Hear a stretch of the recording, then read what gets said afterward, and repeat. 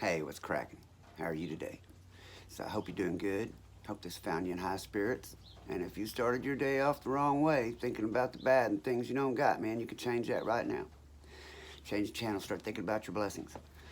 And in this video, I wanted to do a rewind and go all the way back to the first, in the beginning, when I was just a kid in high school, before it all started. And wanted to talk to you about some things in high school. Or I say high school, it was only middle school because it just started ninth grade. Uh, a lot of times in life, we don't see ourselves the way other people see us, especially at a young age like school. I had a cousin that was she was a cheerleader, and she was so worried about her looks. If she had a pimple, she'd call to school sick and wouldn't go to school. And I was so worried about how much money I had and if people would accept me. I thought everyone had more than me. I thought I was the only poor kid in school. And everybody else probably seen me running around happy, think I was on top of the world. That's certainly how my mom perceived it. I tried to make everyone perceive it, that I was doing good and wasn't having problems. But truth is, on the inside, I was just big turmoil, man. When we lived in a 2-story house out in the country, I would sit out on the roof at night and think about killing myself, running away from home. And a lot of it would be girlfriend problems, some of it from being poor. A lot of my problems come from my dad. When we were 10, he just up and left. And just lived on the other side of town. He promised us he was going to come pick us up and visit with us, and we'd have our stuff packed, be ready to go, and he wouldn't show up. And that's hard to deal with when you're a kid, wondering why your dad doesn't love you. And when he did come and get us, my dad was messed up mentally. I believe he had mental illnesses, and when he got with this other girl, he would take me, my 2 little brothers, little sister. I was just a kid, like 12, 13, 14, when he was doing these things, and he would wake us up at 2, 3 in the morning, take us back in the back room, and he would quote Bible verses that he had twisted and stuff, and talk bad about my mom all the time. Talk bad about my mom, and he just have us all in there crying. And so I always wanted to protect my little brothers and sister, and so I'd ask my dad, don't wake them up. They don't understand. Just come get me and talk to me. So he started doing that, trying to kind of protect them, and then eventually just quit coming all together. And so we would go to visit him, and I have my football jersey and be all proud, want him to be proud of me, and he could care less, you know. And that was hard for me to deal with. It was a lot of my problem, I think, and it was a lot of the reason I had no respect for men. Didn't have any respect for authority figures other than my mother. Women could ask me to do something, and I'll do it. But a man didn't have nothing coming with me. Couldn't tell me anything, even when I was a kid. I always had this.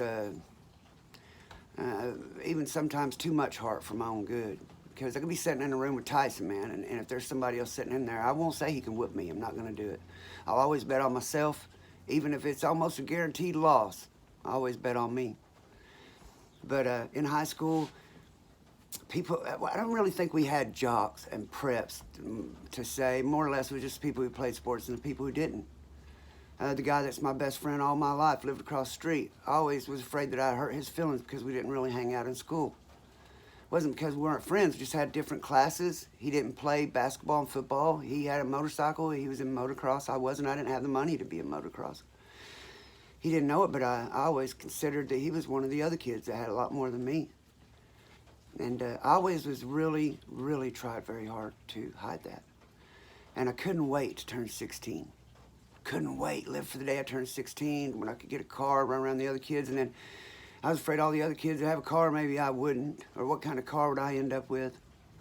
So I worked all summer when I was 14. My uncle was pouring concrete and roofing houses and stuff, and I earned enough money that I bought me a wrecked 72 Mustang, and we were going to fix it up, and that was going to be my car, you know. But I never even was old enough to get a permit before this stuff happened, so I never got to do that. And you'll hear about these stories and the things that happened in prison and how rough they were and how hard they were, but I'm going to tell you that nothing was harder than sitting in the county jail in the Berry House when my friends were getting their cars and their license and going on dates and losing their virginity and going to movies and concerts and to clubs out dancing and to prom and graduation and getting married and having kids, and I never had any of that. And that was harder than any of the rest of it. But I always had these big dreams of what I wanted to be when I grew up. And when I was in prison, I lost sight of getting out of prison and being a good man. And I wanted to be hard. I wanted people to think I was tough. It was important to me that people thought I was tough instead of looking at me like I was some kid. Like maybe someday I'd be a homosexual. It was important to me to see me as a killer instead. And so I ended up losing sight because I worried too much about what other people thought or emotions. When I was certified, they said that I was highly intelligent, but I was emotionally unstable and prone to make irrational decisions. And man, they hit me right on the head with that one.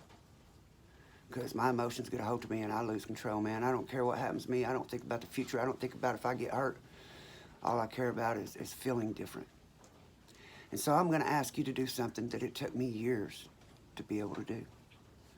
When you find yourself up against a problem, something very serious to you, whether it's your girlfriend or your parents, or school, a job, work, bills, if you're an adult, whenever you find yourself up against these things and it seems like a mountain that you cannot climb, unplug it.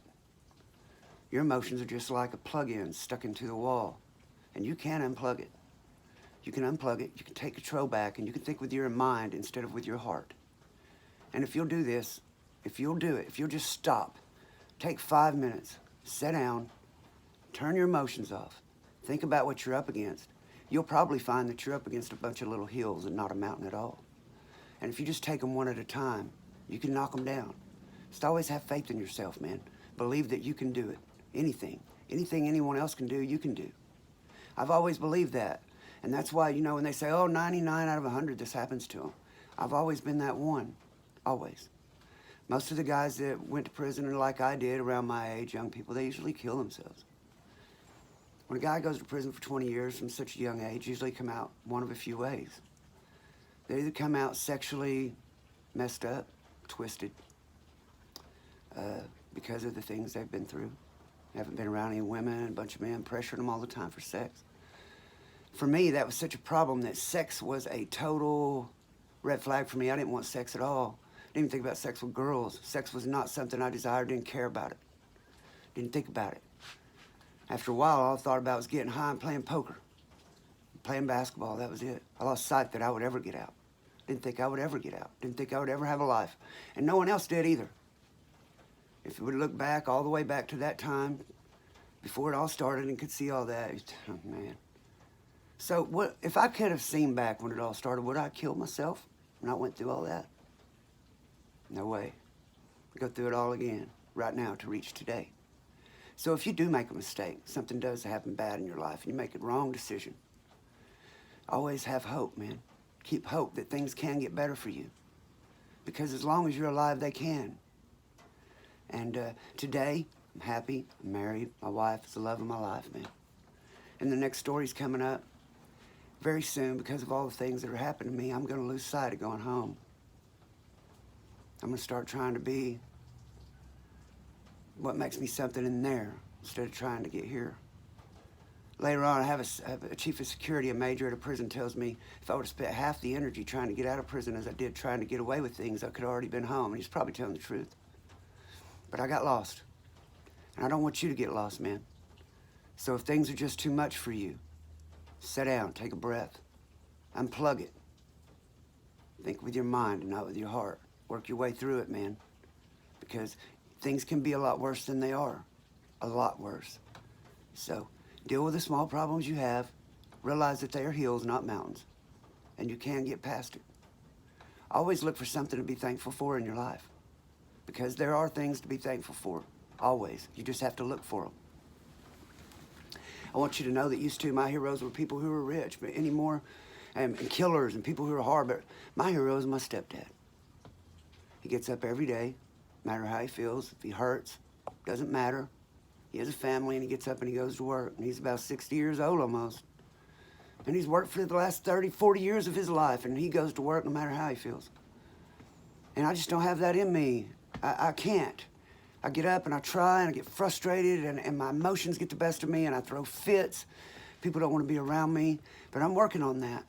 And one day I'm going to get the best of it. I've gotten so much better now. When I first got out, I couldn't go to Walmart without getting into it with someone. Road rage all the time. But I'm not angry anymore. I've conquered that anger through the love of my mother and the love of my wife. And so if you're dealing with that, I want you to have faith and courage that things can get better for you. And In my next video, I'm going to get on through the rest of Lexington. I'm going to try to get through the end of it. There'll be a bunch of stuff I missed, but I'm going to work my way on through. Then I'll come back and do some stories. No one's really asked a lot of questions. If you guys have any, if you please post them in the comments. I try to get to the Gmail, but before I realized what was going on, I had so much trash I'd subscribed to that I really got a lot of stuff to sort through there. So if you'll just hit me in the comments, I've made sure to reply to all of them.